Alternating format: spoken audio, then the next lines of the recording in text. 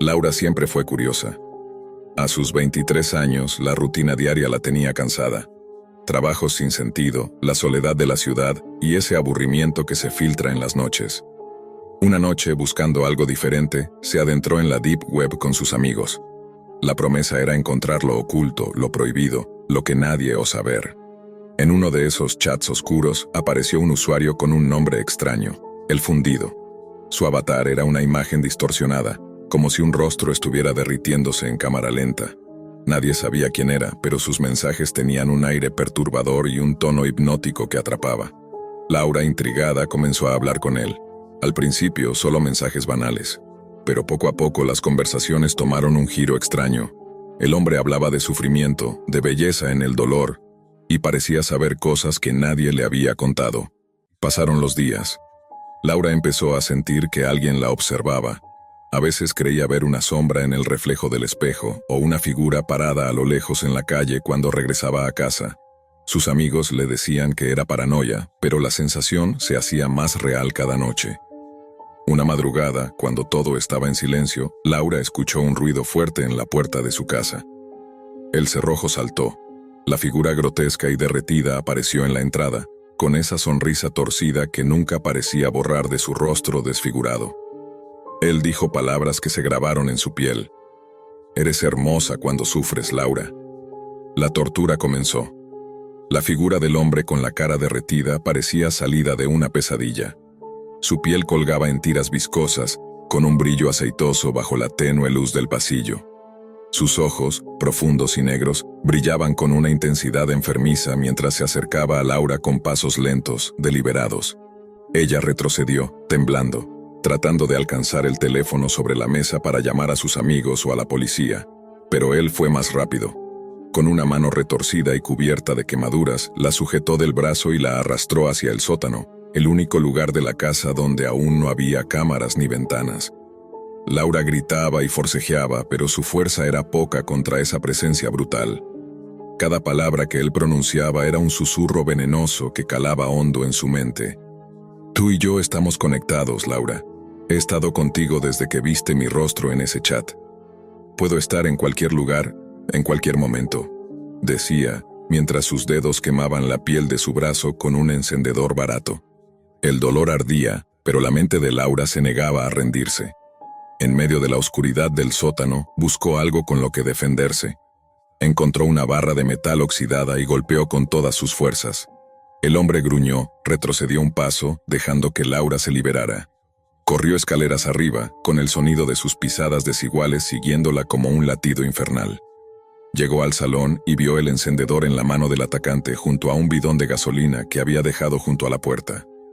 La lógica y el instinto la impulsaron a correr hacia la salida, pero él la bloqueó, encendiendo un fósforo y arrojando gasolina al suelo.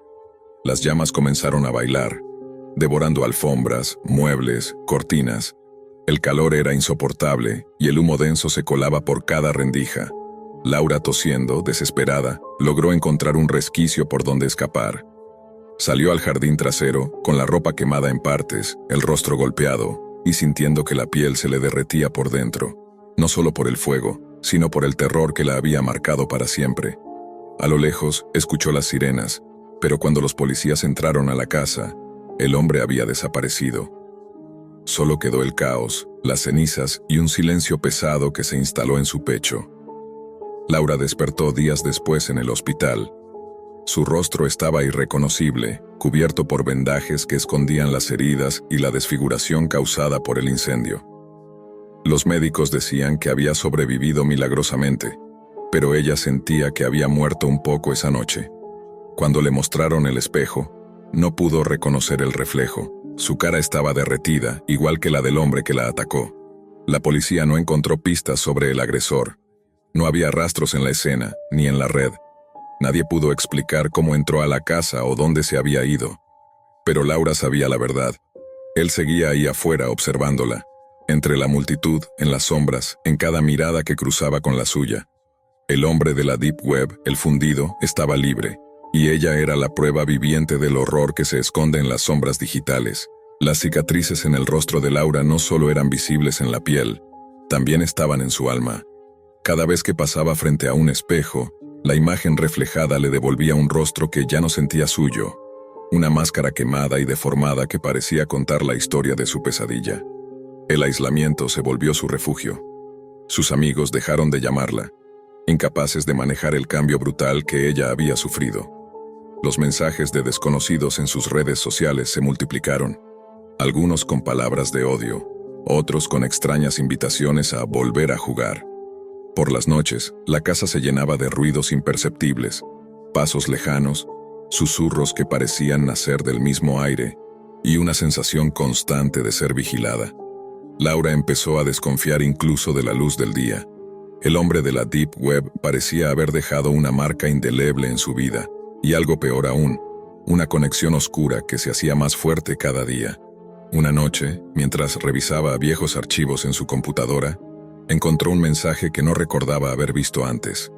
Era una carpeta oculta, cifrada, con un video titulado «Para ti, Laura». Temblando, abrió el archivo. En la pantalla apareció la figura de El Fundido, con su rostro derretido y sus ojos fijos en la cámara. «¿Creías que esto había terminado?», dijo con una voz ronca y susurrante. «Esto es solo el principio. Ahora somos uno. Ahora puedes verme en cada reflejo, sentirme en cada sombra». El video terminó con una imagen estática del rostro quemado que se fundía con el de Laura, como si los dos estuvieran condenados a una misma existencia. Ese mensaje cambió todo. Laura entendió que no podía huir, que él había cruzado una línea invisible desde la Deep Web hacia su realidad, y que su presencia no era solo física sino algo mucho más profundo, casi sobrenatural. A partir de ese momento, la paranoia se convirtió en una constante. Los objetos en su casa parecían moverse solos. Las luces parpadeaban sin razón. Las llamadas telefónicas mostraban solo silencio o sonidos distorsionados. Intentó acudir a especialistas, terapeutas, pero nadie podía explicarle la magnitud del terror que vivía. Cada vez que hablaba de El Fundido, la gente la miraba como si fuera una loca. Una noche, Laura recibió un mensaje en su teléfono, sin número, solo una frase: «Estoy más cerca de lo que crees». El pulso se le aceleró. Miró por la ventana y vio una sombra moverse justo al otro lado de la calle. Se desvaneció cuando quiso enfocar, pero la certeza de que él la vigilaba no la abandonó jamás. Laura no podía escapar de esa sombra que la perseguía. Con cada día que pasaba, la línea entre realidad y pesadilla se hacía más difusa. Ya no sabía si lo que veía era producto de su mente destrozada, o si realmente El Fundido tenía el poder de cruzar los límites de la carne y el código. Una tarde, decidió visitar la policía para exigir respuestas. Pero cuando les mostró el video y las evidencias, los agentes solo pudieron ofrecer indiferencia o desdén. «No hay pruebas suficientes y usted parece afectada por el trauma», le dijeron. Ella salió sintiéndose más sola que nunca. De vuelta en casa, esa noche, el tormento alcanzó un nuevo nivel. Laura escuchó un ruido detrás de la puerta principal. Con el corazón en la garganta, abrió lentamente y se encontró con una pequeña caja. Dentro había un espejo roto y una nota escrita con tinta roja. «Mira bien, Laura. La belleza está en la desesperación». Al mirar el espejo, vio reflejado un rostro derretido, no el suyo, sino el suyo fusionado con el del hombre que la atormentaba. El terror le paralizó. Sabía que tenía que enfrentarlo. No podía seguir huyendo. Pasaron días preparando una trampa, buscando pistas en la Deep Web, rastreando cualquier conexión que pudiera llevarla a ese hombre. Su vida se convirtió en una obsesión constante. La frontera entre la realidad y la red se desvanecía. Finalmente, una noche, el mensaje esperado apareció. «Nos vemos donde todo comenzó». Laura entendió que el enfrentamiento sería en la Deep Web, en el chat donde todo empezó. Con la determinación que le quedaba, encendió la computadora, abrió la ventana del chat y apareció El Fundido. Pero esta vez no era solo una imagen distorsionada en una pantalla. La figura emergió del monitor, una presencia oscura que comenzó a materializarse frente a ella. Era como si el mundo digital y el físico se fusionaran en un punto de horror indescriptible. Laura luchó con todas sus fuerzas contra la criatura que había destruido su vida. Cada golpe, cada grito, era una batalla por recuperar su humanidad y su rostro. En el último instante, logró hacer que el monitor explotara en una lluvia de chispas y humo, y la figura comenzó a desvanecerse lanzando un último susurro. Esto no ha terminado.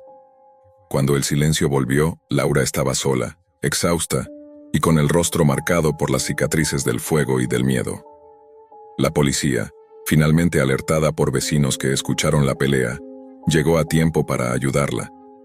Pero Laura sabía que el horror seguiría ahí afuera, en algún rincón oscuro de la Deep Web, esperando a la próxima víctima. Su historia es una advertencia. En la oscuridad de la red hay rostros que no deberíamos buscar y seres que no deberían existir. Ronald y sus amigos siempre habían sido aficionados a lo prohibido, a explorar esos rincones oscuros de Internet que pocos se atrevían a visitar. Una tarde de aburrimiento, decidieron entrar a la Deep Web, más por diversión que por curiosidad real. Para ellos, todo era una broma, un juego de hackers amateur que nunca imaginaron que se saldría de control.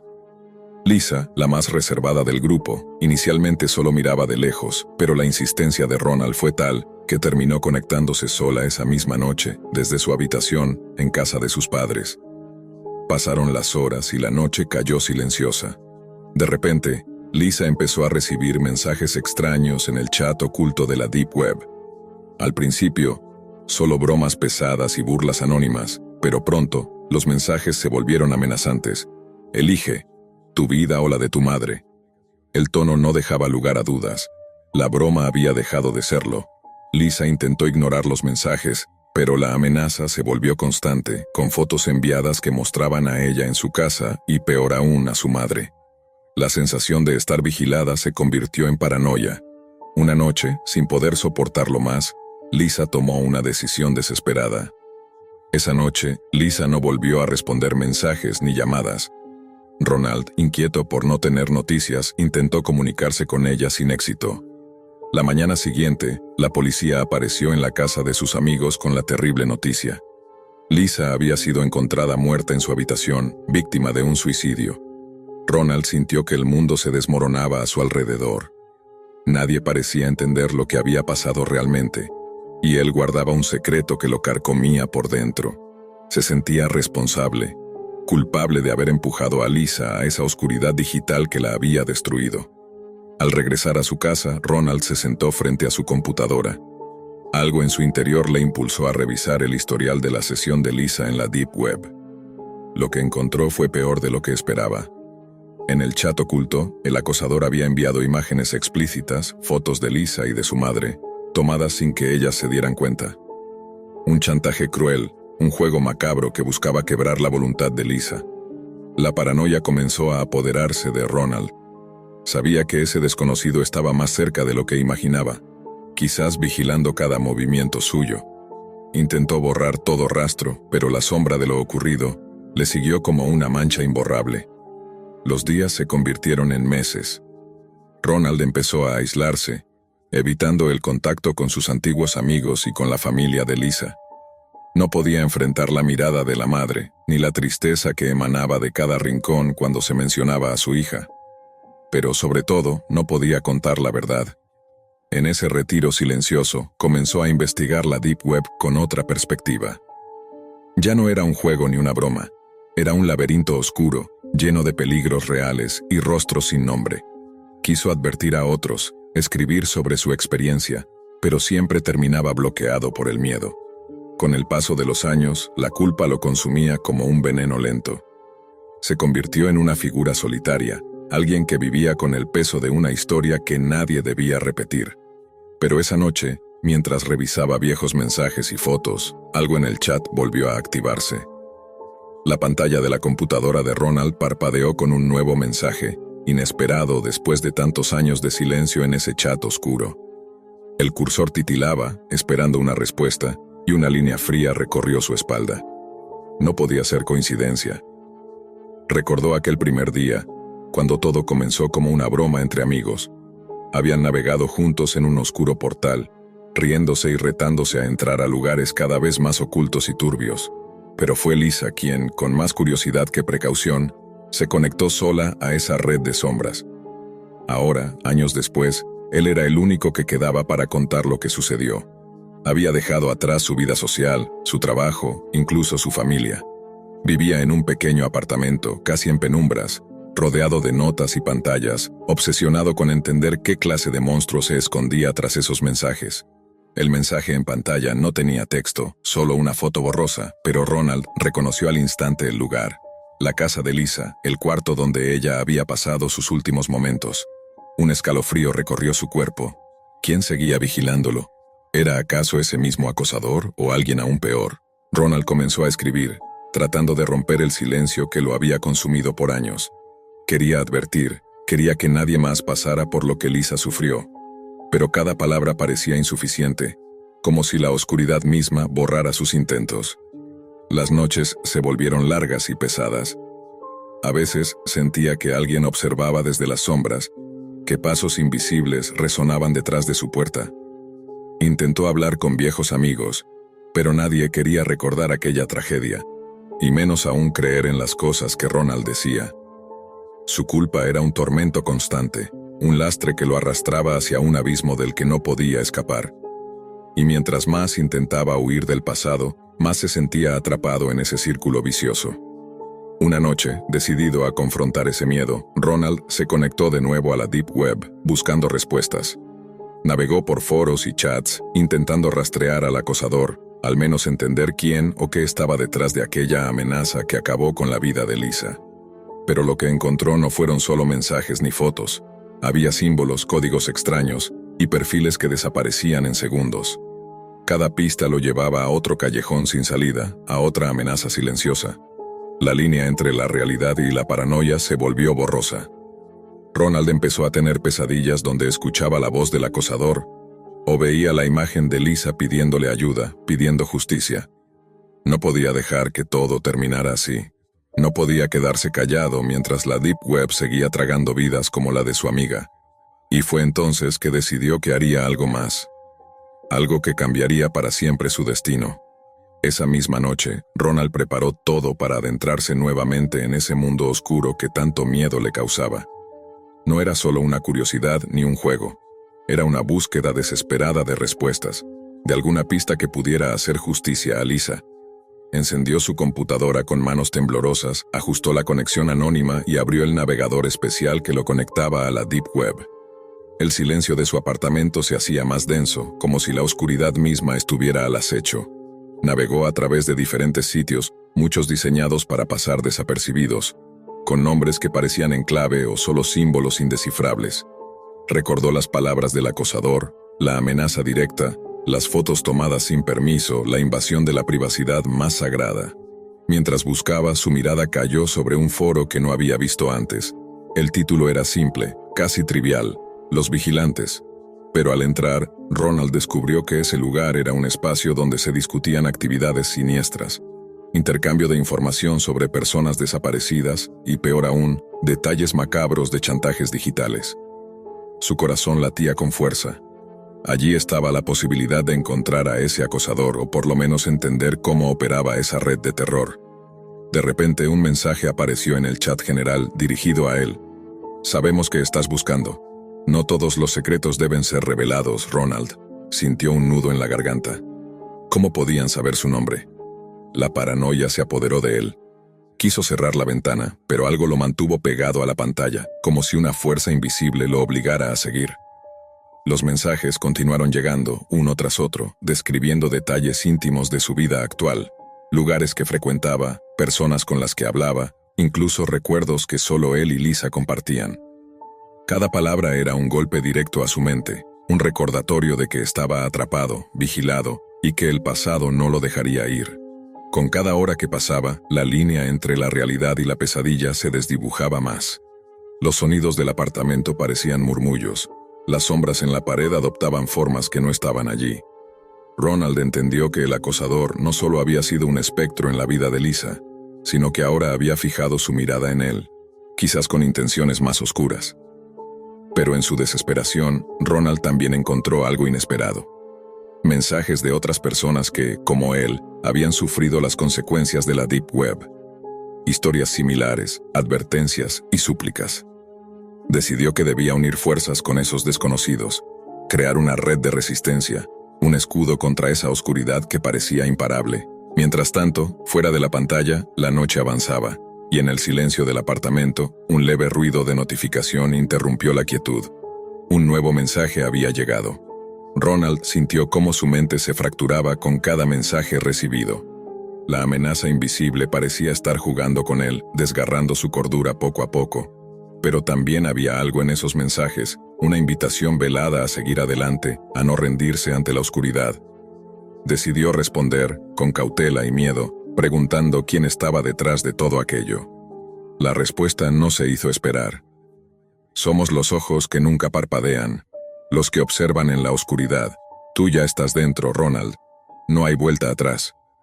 El peso de esas palabras cayó sobre él como una losa.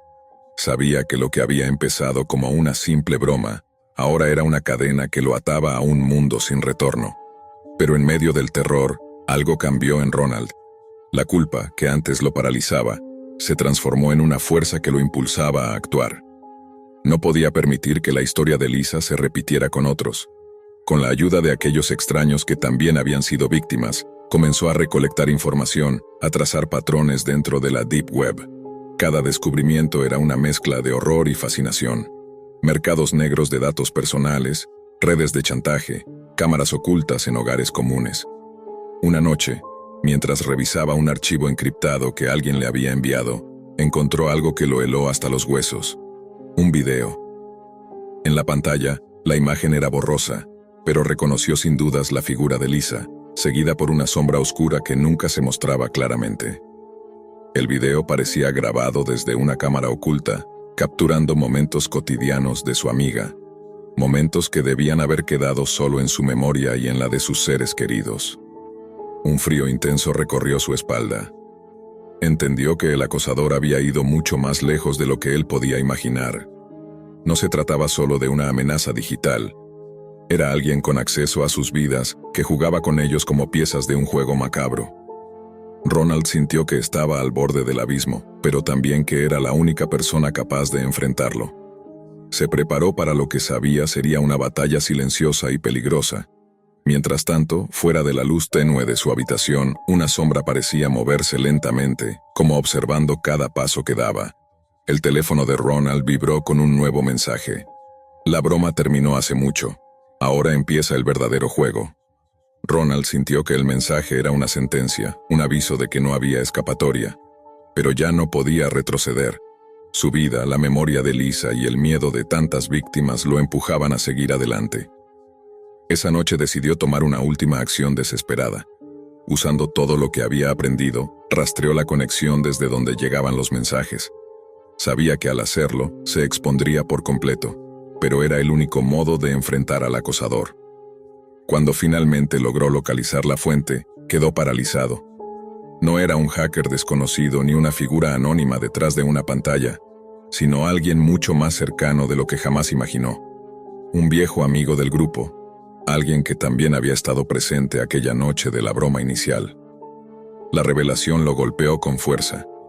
El acosador no era un ente oscuro de la Deep Web, sino alguien con acceso directo a sus vidas, manipulando la tecnología para sembrar terror y destrucción. Ronald confrontó a su amigo, intentando entender por qué había llevado la broma a un nivel tan macabro. Pero la explicación nunca llegó, porque el hombre desapareció sin dejar rastro, dejando a Ronald con más preguntas que respuestas. La verdad salió a la luz, pero las heridas nunca cerraron. Ronald decidió finalmente contar todo a la madre de Lisa, liberando el peso de años de culpa y silencio. A pesar del dolor, encontró en esa confesión un pequeño respiro, y empezó a dedicar su vida a advertir sobre los peligros reales que esconden esos rincones oscuros de Internet. La broma había terminado, pero las cicatrices permanecieron. Y en la sombra, la Deep Web seguía aguardando a su próxima víctima. Gabriel había dejado atrás los uniformes, las armas y las órdenes hace ya más de un año. La vida militar lo había forjado con nervios de acero, pero también lo había dejado con cicatrices que no se veían. Desde que volvió a la vida civil, pasaba los días entre rutinas vacías y noches en vela, navegando por los rincones más oscuros de Internet.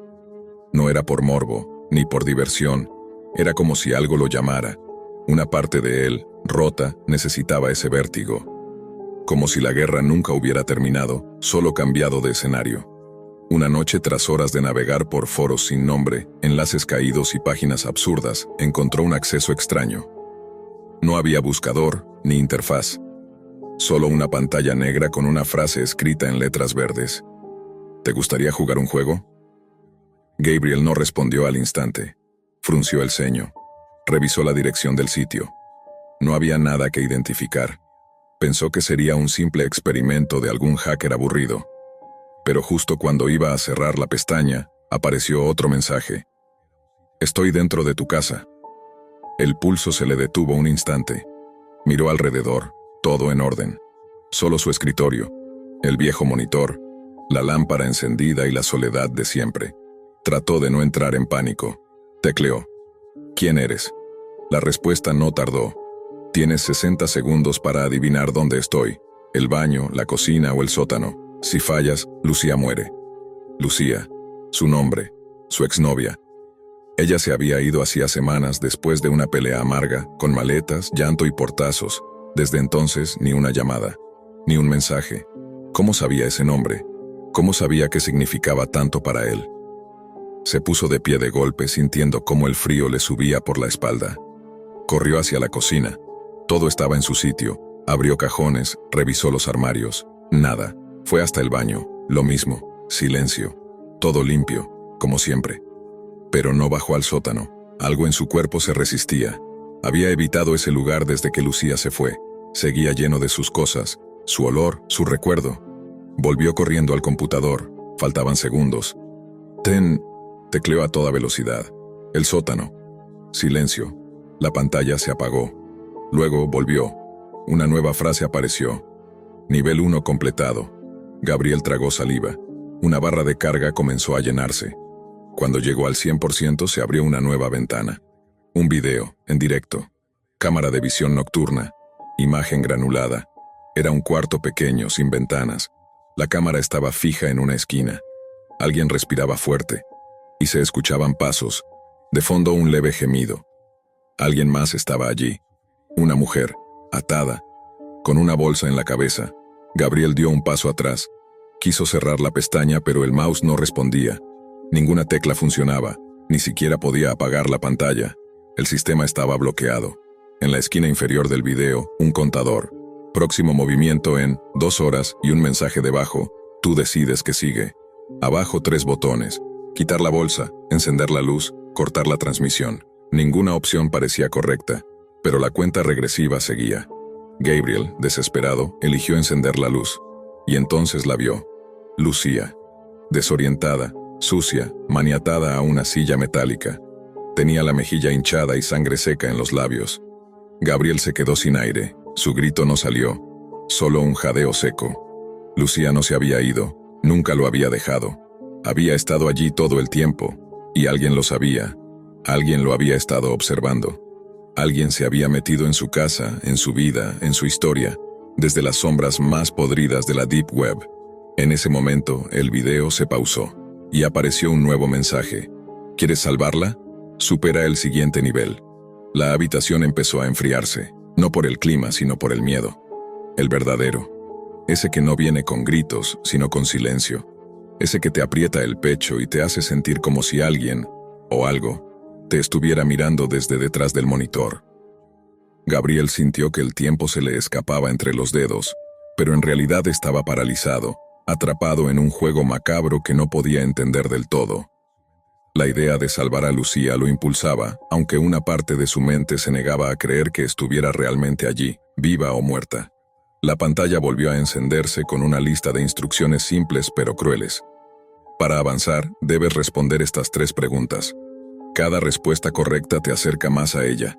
Cada fallo la aleja para siempre. La primera pregunta apareció en letras parpadeantes. ¿Cuál es el lugar que más teme Gabriel?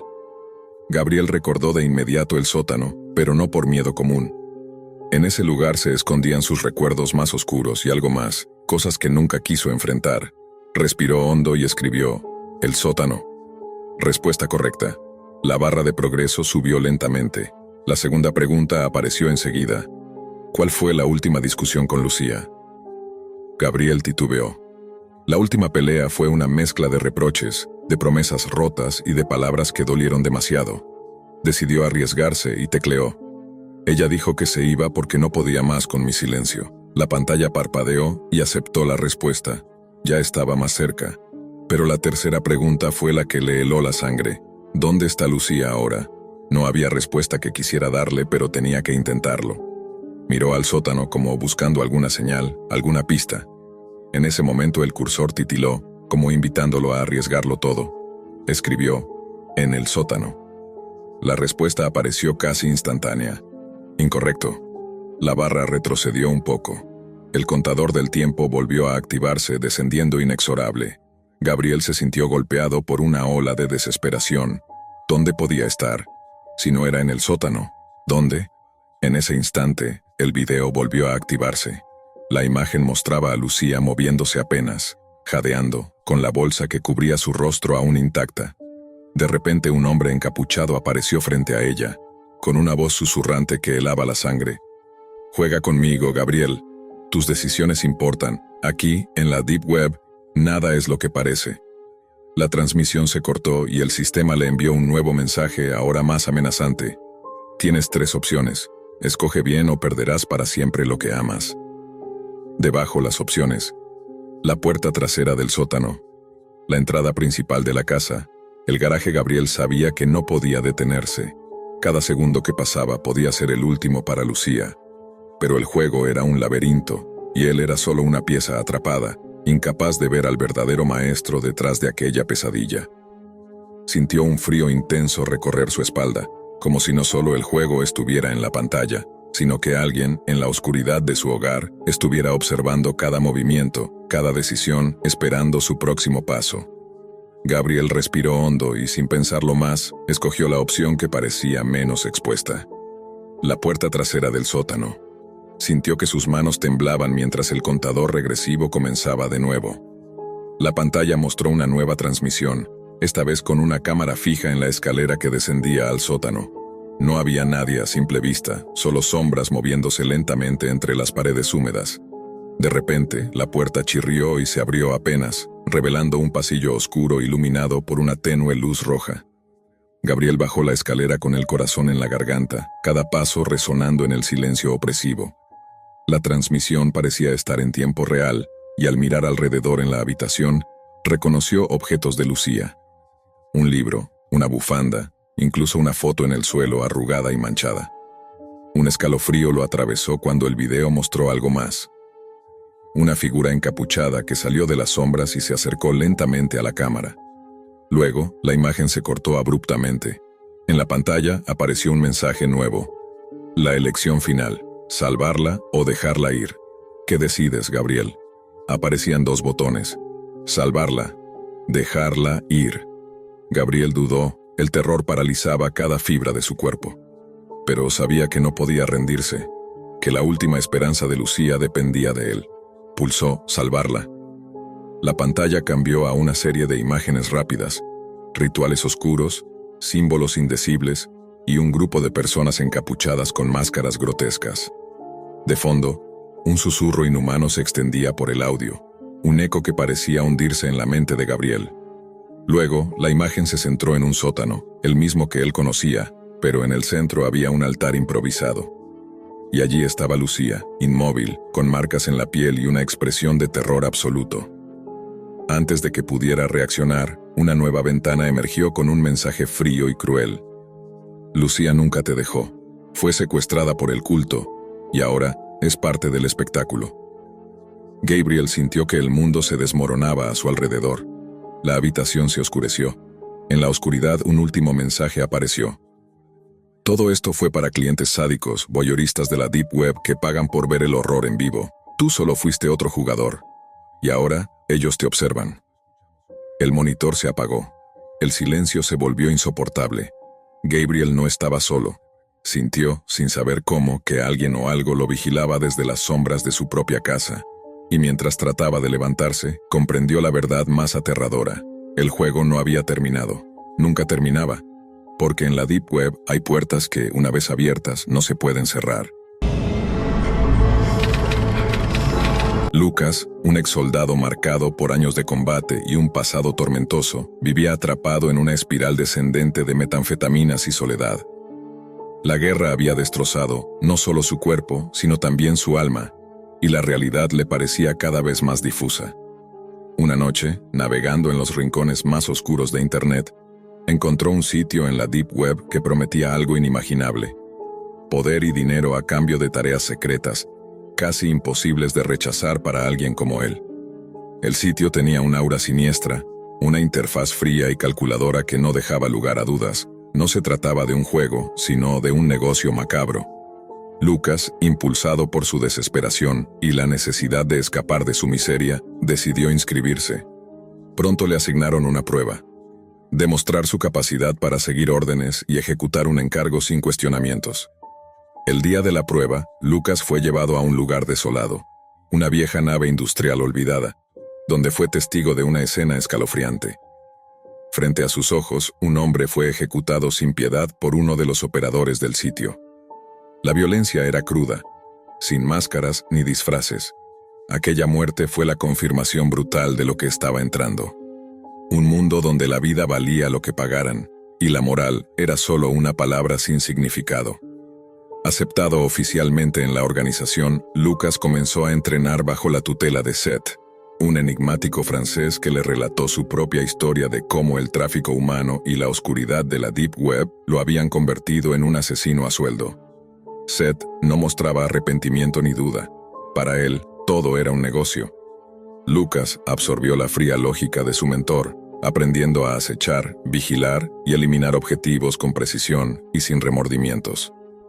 Con cada misión, Lucas sentía cómo su humanidad se desvanecía, reemplazada por una máquina implacable que solo respondía a las órdenes que recibía por canales cifrados. Ya no había espacio para la duda o la compasión. Cada trabajo era un paso más hacia un abismo del que no podía volver. En ese mundo paralelo de la Dark Web, la Deep Web se transformaba en un terreno donde la corrupción no tenía límites, y Lucas, el exsoldado caído, se convirtió en un arma mortal sin nombre ni rostro, destinado a matar y desaparecer en las sombras, mientras su conciencia se sumergía en un silencio helado. Con el paso del tiempo, la rutina de Lucas se volvió una danza macabra entre la vigilancia constante y la ejecución meticulosa. Cada encargo llegaba a través de mensajes cifrados en la Dark Web con detalles mínimos: nombre, ubicación y una fotografía pixelada que apenas mostraba el rostro del objetivo. No importaba quién fuera ni por qué debía morir. Lo único que importaba era cumplir y desaparecer. Las noches se mezclaban con días grises y sombríos. Lucas ya no sentía miedo ni culpa, solo una insensible calma que le permitía planear con frialdad cada movimiento. Entrenaba su mente para apagar cualquier chispa de humanidad, para ser la sombra perfecta. En las calles se movía como un fantasma, observando desde la distancia, estudiando a sus presas, anticipando sus rutinas, buscando el momento exacto para actuar. Pero la Deep Web no solo era un portal hacia trabajos sucios, también era una prisión invisible que lo mantenía atado a una red de control y manipulación. Sus superiores, como Seth, vigilaban sus movimientos y decisiones con un ojo inquebrantable. Seth le recordaba que en ese mundo no había segundas oportunidades, ni margen para la debilidad. En una de sus misiones, Lucas tuvo que acechar a una joven que trabajaba para una organización rival en la Deep Web. Mientras la seguía día tras día, algo inesperado empezó a surgir en él. Recuerdos enterrados de su vida antes del ejército, fragmentos de una humanidad que creía muerta.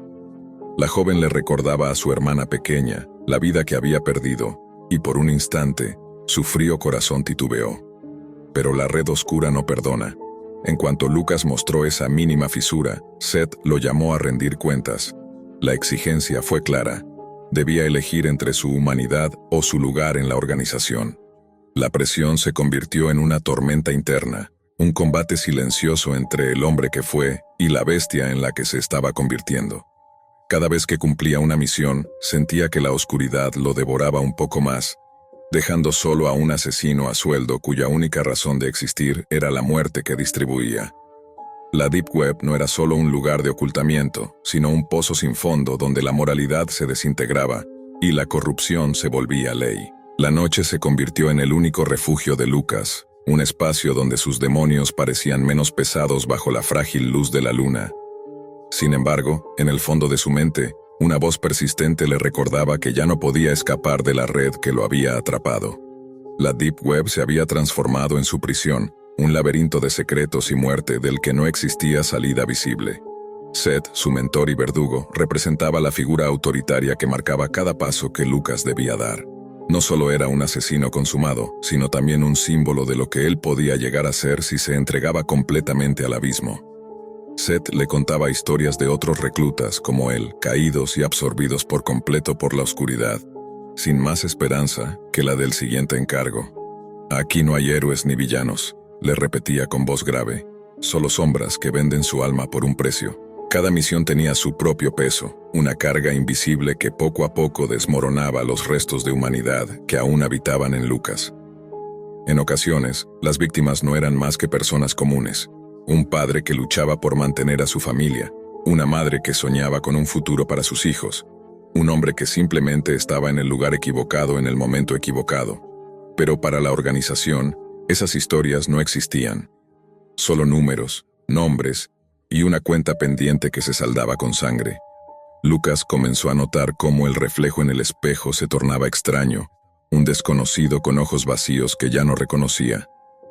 Su cuerpo estaba marcado por cicatrices, pero el verdadero daño estaba en su mente.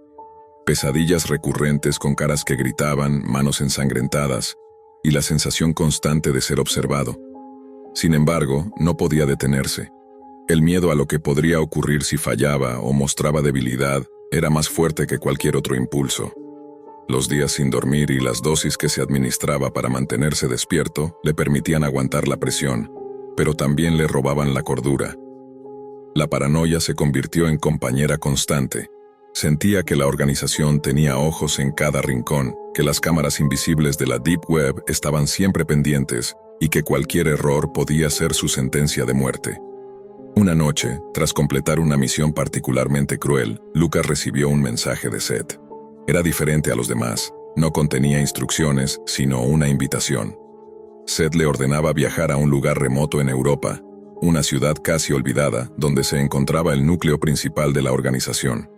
Era la oportunidad para conocer a los verdaderos jefes, para entender el alcance real del imperio oscuro que dominaban. El viaje fue solitario y silencioso. Lucas atravesó calles desiertas y edificios en ruinas, sintiendo cómo el peso de la Deep Web lo arrastraba a un mundo que parecía una pesadilla viviente.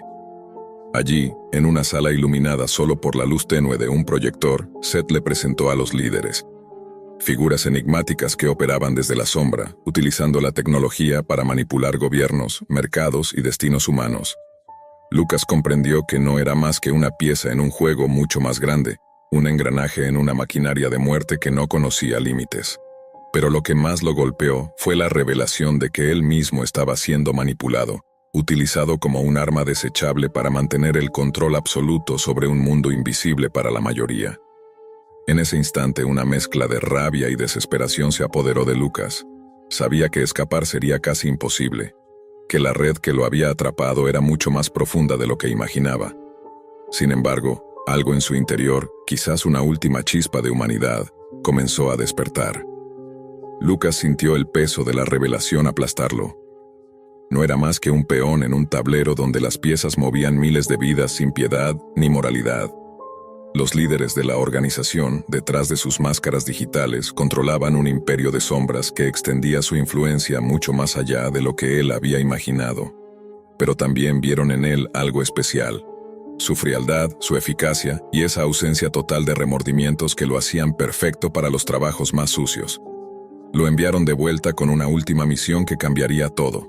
Debía eliminar a un informante que amenazaba con exponer la red a las autoridades internacionales. El objetivo estaba protegido, pero Lucas no dudó. Durante días, lo siguió desentrañando sus movimientos, hasta que finalmente llegó el momento. Cuando disparó, no sintió nada. Ni satisfacción, ni culpa, solo un vacío absoluto. Pero en ese instante algo cambió dentro de él. El informante dejó caer un pequeño dispositivo antes de morir, y Lucas, en un acto instintivo, lo recogió. Al regresar a su refugio encendió el aparato y encontró un mensaje cifrado. Era una grabación con voces y datos que comprometían a toda la organización, incluyendo a Seth y los líderes que lo habían manipulado. Lucas comprendió que tenía en sus manos la oportunidad de terminar con aquella pesadilla, pero también sabía que, para hacerlo, debía enfrentarse a todo el sistema que lo había moldeado y destruido. Con una mezcla de rabia y resignación, decidió tomar un camino que no le garantizaba salvación, solo una lucha contra la oscuridad que lo había consumido. La Deep Web había hecho de él un asesino sin alma, pero ahora esa misma red podría ser la trampa que acabara con sus dueños. El eco de sus pasos en la noche era la única señal de que quizás todavía quedaba un hombre luchando contra su propia sombra. Siempre he sido de esos que prefieren los cibercafés viejos a las cadenas modernas. Hay algo en el ruido de los ventiladores, el zumbido de los monitores CRT y el olor a plástico caliente que me hace sentir en casa, en especial el que está a 3 cuadras de mi casa. Viejo, oscuro, casi siempre vacío. Lo descubrí con Peter hace años y desde entonces íbamos cada vez que queríamos escapar de todo. Ese día entré solo. Eran las 4:30 de la tarde. El dueño, como siempre, estaba medio dormido en su rincón. Me senté en la PC número 9, pero en la número 10, la silla tenía una bolsa negra, como si alguien se la hubiese dejado olvidada. Esperé un rato por si el dueño decía algo, pero no se inmutó, y ahí fue cuando hice lo que no debía. La abrí. Dentro había una laptop vieja, pesada, sin marca visible, y un teléfono de carcasa barata, de esos que ves en películas cuando alguien quiere desaparecer. Nada más. Sin documentos, sin nombres, sin pistas. Esperé 10 minutos más. Nadie la reclamó. Y por alguna razón que aún no entiendo, me la llevé a mi cabina, la conecté y la encendí. El sistema operativo era extraño. No tenía antivirus, ni fondo de pantalla. Solo una carpeta en el centro con un nombre como de error, TRR 404. La abrí. Había exactamente 32 fotos, todas en baja resolución. Algunas parecían paisajes nocturnos, pero otras las reconocí de inmediato. Una de ellas mostraba el interior de una barbería, con luces encendidas y el sillón volcado. Me sonaba familiar. Abrí el navegador y busqué. Era la misma barbería donde la semana pasada encontraron a un hombre asesinado, con señales de tortura. El caso estaba en todos los periódicos. Volví a la carpeta con la piel erizada. Otra imagen mostraba un sendero entre árboles muy oscuro. Ese bosque había aparecido en las noticias hacía 3 días. Un joven desapareció ahí y encontraron su mochila ensangrentada colgando de una rama. La imagen en la laptop había sido tomada desde un ángulo diferente, como si el fotógrafo hubiera estado allí antes de que todo ocurriera. En ese momento llamé a Peter. Vino en menos de 15 minutos. Le mostré todo. Revisamos cada foto. Y al final, abrimos un archivo que estaba en otro rincón del sistema, oculto. Una captura de pantalla de un foro de la Deep Web. El idioma era extraño, lleno de símbolos, pero entre ellos una lista de números de teléfono. Había más de 100. Usamos el móvil de Peter para marcar algunos. Nadie contestaba. Hasta que, por curiosidad, escribí nuestro propio número en el buscador del archivo, y estaba ahí. El de Peter también. No entendíamos nada. El foro estaba caído, no se podía acceder directamente. Solo teníamos esa captura, y la certeza de que alguien había puesto nuestros datos en un sitio donde se planeaban cosas que no debían saberse. Peter se lo tomó como una broma de mal gusto.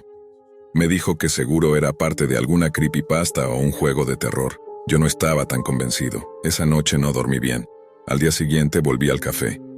Peter había quedado de pasar más tarde, pero nunca llegó. La policía acordonó el lugar antes del mediodía. La noticia voló por el barrio. Peter fue encontrado sin vida en una de las cabinas, con una expresión de terror que ninguno de los oficiales supo explicar.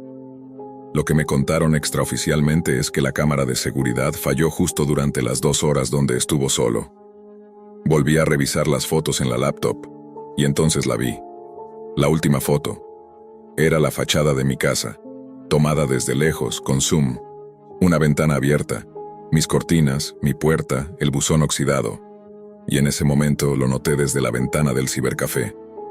Al otro lado de la calle, un hombre sin zapatos, cubierto de trapos sucios, me miraba fijo. Lo había visto antes. Siempre merodeaba cerca del café. Hablaba solo, parecía inofensivo. Pero ahora entendí algo que no quería creer. Ese hombre, el vagabundo. Siempre había estado allí, sí, pero nunca me había mirado así. No parpadeaba. No se movía. Solo me observaba desde la acera como si supiera algo que yo no. Me aparté de la ventana, cerré la laptop y me fui a casa caminando rápido, mirando por encima del hombro. Y aunque no lo vi seguirme, no podía sacarme su mirada de la cabeza. Esa noche me encerré. Cerré todas las ventanas. Apagué las luces. Dejé el teléfono en modo avión y metí la laptop en una bolsa, pero no logré dormir. A las 2:43 de la madrugada, alguien tocó la puerta. Primero suave, luego más fuerte. 3 golpes secos. No miré, no hablé. Me quedé inmóvil detrás de la puerta de mi cuarto, con el corazón retumbando. Los golpes no se repitieron. Pero en mi teléfono, que había dejado en modo avión, entró un mensaje. Uno solo. ¿Te gustaron las fotos? Lo borré de inmediato, pero la sensación no se fue. Y cuando revisé el registro de llamadas, algo más raro. Una llamada perdida del número de Peter, con hora exacta a las 2:43 de la mañana. Él ya estaba muerto. Al día siguiente no fui al colegio, ni al cibercafé. Me quedé en casa tratando de buscar información sobre el foro aquel. Usé VPN, accedí a foros oscuros, intenté conectar piezas. La mayoría de las rutas estaban caídas, los enlaces rotos. Pero uno me llevó a una página espejo con acceso limitado. Mostraba un tablero antiguo, lleno de nombres codificados, fechas y otra lista de números, esta vez con ubicación geográfica aproximada. Había coincidencias con otras muertes recientes. Una chica en Monterrey, un hombre en Lima, una pareja en Buenos Aires. Todos asesinados días después de que sus números aparecieran en la lista. La laptop que encontré no era un simple olvido. Era un mensaje, o una trampa. Y había algo más, una subcarpeta encriptada que no habíamos visto antes. Usé un software de fuerza bruta para intentar abrirla. Tardó 5 horas. Lo logré a las 4:12 de la tarde. Dentro, 5 videos cortos. Todos sin título, sin metadatos. El primero mostraba una cámara fija apuntando hacia una cama. Una mujer dormía. La calidad era baja, pero se distinguía claramente el momento en que alguien entraba en cuadro y se acercaba a ella sin hacer ruido. El segundo, una grabación nocturna de una esquina de mi barrio. Se escuchaban pasos y luego un grito corto ahogado. La víctima no se ve, pero el agresor se queda parado mirando directo a la cámara, como si supiera que alguien lo vería después. El tercero y el cuarto eran aún peores, más oscuros, más reales, parecían grabaciones de seguimiento. De personas comunes captadas desde lejos por días hasta que desaparecían. Y el quinto mostraba una imagen congelada por 3 segundos. Era una captura de pantalla. La mía. Yo, sentado en el café, revisando la laptop. La misma escena que viví hace 2 días, grabada desde algún punto detrás de mí. Apagué todo. Corté la corriente de casa. Revisé cada ventana, cada rincón, y entonces volví a ver al vagabundo. No desde mi ventana esta vez. Estaba en el patio trasero, apoyado contra la reja con los ojos clavados en los míos, sin moverse, como si esperara que yo hiciera algo. Como si ya fuera demasiado tarde. Volví a cerrar las cortinas, bajé las persianas. Me encerré en el baño con la laptop y el teléfono. Tenía que pensar con claridad. ¿Quién estaba detrás de todo esto? ¿Por qué yo? ¿Qué era esa red? ¿Y cómo alguien me estaba observando incluso antes de que yo tocara esa laptop? El teléfono vibró, no tenía señal, ningún icono de red sin Wi-Fi. Aún así, apareció una notificación. Conexión establecida, transmisión en curso. Abajo, un botón, ver directo. No toqué nada, pero la pantalla se volvió negra y luego apareció una imagen granulada. Un cuarto. Mi cuarto. Visto desde arriba, como si alguien hubiera instalado una cámara en la esquina del techo. Yo no tengo cámaras. En la cama, la cobija estaba mal doblada como la dejé esa mañana. Sobre la mesa, el vaso que usé anoche. Era en tiempo real. Y entonces la cámara comenzó a moverse, como si alguien la controlara desde algún lugar remoto. Hizo zoom hacia el closet. Luego giró hacia la puerta. Estaban adentro, no en ese momento, pero habían estado. Y lo habían grabado todo. Salí del baño a trompicones, directo a revisar el closet, los enchufes, los focos del techo, los bordes de los marcos. Nada. Ningún lente visible. Pero ya no importaba. Me estaban viendo. y no desde lejos, desde dentro. A medianoche la laptop se encendió sola. La pantalla mostró solo una cosa, un conteo. Faltan 72 horas. Luego se apagó. Intenté ir con la policía. Les conté una versión light de la historia. Dijeron que enviarían a alguien a inspeccionar mi casa. Nunca llegaron. El número que me dieron como contacto, cuando lo marqué más tarde, no existía. Volví al café al día siguiente. Quería hablar con el dueño, pero cuando llegué, ya no estaba. La reja estaba abajo. Una hoja de papel pegada con cinta anunciaba que el local cerraba indefinidamente por remodelación. Las cabinas vacías, las luces apagadas. Y en la cabina número 9, donde había estado la laptop, alguien había dejado algo bajo el teclado, una sola llave. Pequeña, metálica, sin marcas, atada con un hilo rojo a una nota escrita a mano. Aún tienes tiempo.